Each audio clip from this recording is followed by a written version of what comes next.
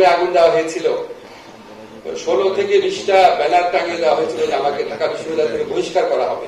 শুধু আমার কাছে মাঝে মাঝে মনে হতো যে একজনকে আমরা বানিয়েছি রাজনৈতিক ঈশ্বর রাজনৈতিক জগতে, আরেকজনকে আমরা মানে শেখ হাসিনার সরকার, আরেকজনকে বানিয়েছে হচ্ছে সাংস্কৃতিক জগতের ঈশ্বর। এই ঈশ্বরদের দাপটের কাছে নজরুলের মতো গণমানুষের যারা প্রতিনিধি ছিল তাদেরকে আসলে কোনোদিন সেভাবে তুলে ধরা হয় না। এটা আমার কাছে অনেস্ট রিয়েলাইজেশন। তবে আমার নিজের কাছে মনে হয়েছে আমাদের জাতীয় জীবনে আমাদের যে রাজনৈতিক চরিত্র রয়েছে, আমাদের যে সামাজিক চরিত্র রয়েছে, এই রাজনৈতিক সামাজিক চরিত্রে নজরুল অনেক অনেক বেশি রেলিভেন্ট। কারণ উনি বিদ্রোহের কবি। আমরা বারবার বিদ্রোহ করি।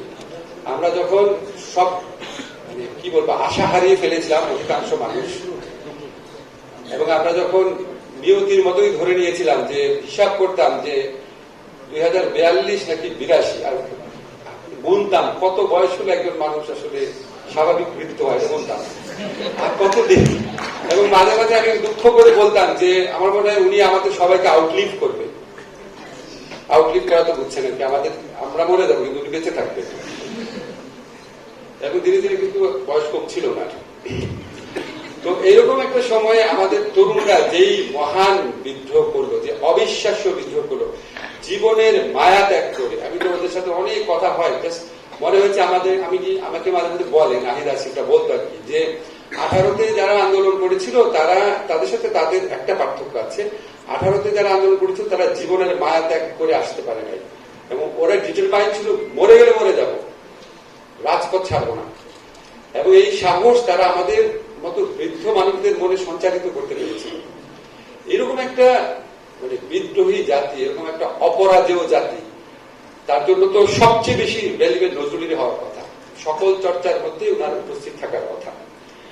আমি তো কবিতা পড়তে পারি না, বাট যখন আমরা এই কবিতার লাইনগুলো শুনি যে বিদ্রোহীর অনুক্লান্ত আমি সেই দিন হব শান্ত, যবে উৎপীড়িতের ক্রন্দন রোল আকাশে বাতাসে শুনিবে না। এর চেয়ে মহান কথা কি থাকতে পারে? মানে এর চেয়ে আমাদের যেই শোষণ শুধু বাংলাদেশে না, পৃথিবীতে নানান দেশে নানান যুগে এবং এখনো হয়, এখানে আপনার মজলুম মানুষের পক্ষে এর চেয়ে সত্য উচ্চারণ, এর চেয়ে সঠিক উচ্চারণ কি হতে পারে? তারপর যখন আমি এই সমস্ত জিনিস পড়ছিলাম, মনে হলো যে বক্তৃতা করতে করতে মাহমুদ ভাইকে জিজ্ঞেস করবো যে আমি সেই দিন হব শান্ত যবে উৎপীড়িতের ক্রন্দনরোল আকাশে বাতাসে ধরিবে না। মাহমুদ ভাই একটু জিজ্ঞেস করবো, মাহমুদ ভাই এখন কিছু শান্ত হয়েছে, একটু শান্তি লাগছে, একটু ওদের লাগছে। আমি মাহমুদ ভাইয়ের কথা একটু বলবো। আমার কাছে মনে হয় যে উনি আমার সামনে একজন জীবন্ত নজরুল। আমি আপনাকে অনেস্টলি বলি, আমাকে আমার নিজের সাহস এবং দেশপ্রেম নিয়ে আমার একটু আত্মতৃপ্তি আছে। কিন্তু আমি যখন মাহমুদ ভাইয়ের দিকে তাকাই, আমার যদি কেউ জিজ্ঞেস করে মাহমুদ ভাইকে আমার চেয়ে সাহসী, আমি অবশ্যই সাহসী। মাহমুদ ভাইকে আমার চেয়ে বেশি দেশপ্রেমিক অন্য কারো নাম বলে আমি সন্দেহ করতাম, কিন্তু মাহমুদ ভাইয়ের নাম যদি কেউ বলে আমি সন্দেহ করতাম না। এখন আমরা সেই স্বাভাবিক দুঃস্ব দিনগুলোতে আপনারা যদি মনে করি যে আমার রুমে আগুন দেওয়া হয়েছিল, 16 থেকে 20টা ব্যানার টাঙিয়ে দেওয়া হয়েছিল যে আমাকে ঢাকা বিশ্ববিদ্যালয় থেকে বহিষ্কার করা হবে। প্রচন্ড মানে অদ্ভুতই লাগতো যে এইরকম একটা সময় বাংলাদেশে আসবে যে সামান্য একটা কথা বলার জন্য রুমের মধ্যে আগুন দিয়ে দিল।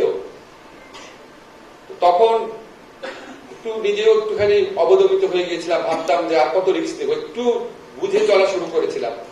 সেরকম সময় একদিন দেখলাম প্রথম আমার দেশে 8 কলাম হেডিং ছিল, একটা 8 কলাম বড় বড় আপনার অক্ষরে, শাহবাগে ফ্যাসিবাদের প্রতিধ্বনি।